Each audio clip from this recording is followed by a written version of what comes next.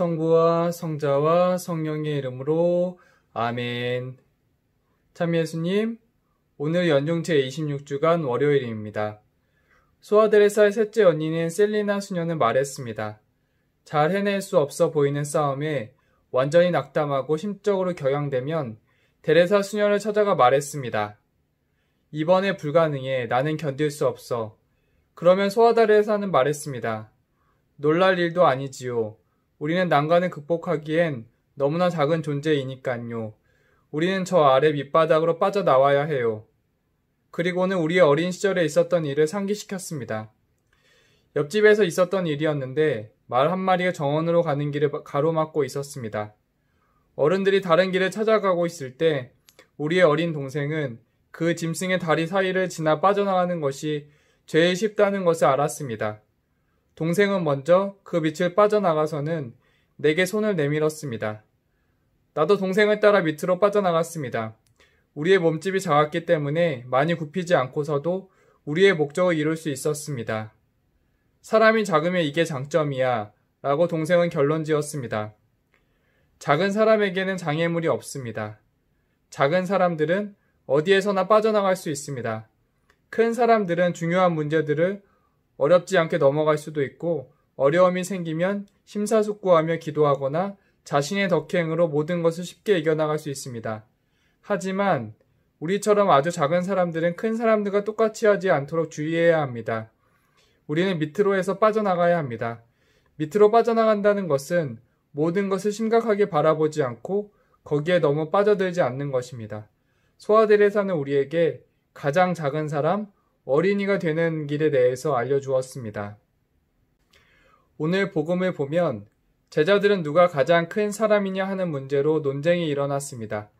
우리 사회도 보면 가장 높은 자리, 가장 중요한 역할을 하려고 하는 모습처럼 제자들도 마찬가지였습니다.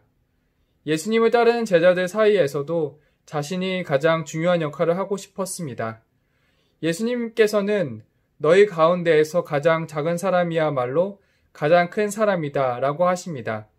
이 말씀은 하느님 앞에서 어린이가 되라는 말씀입니다.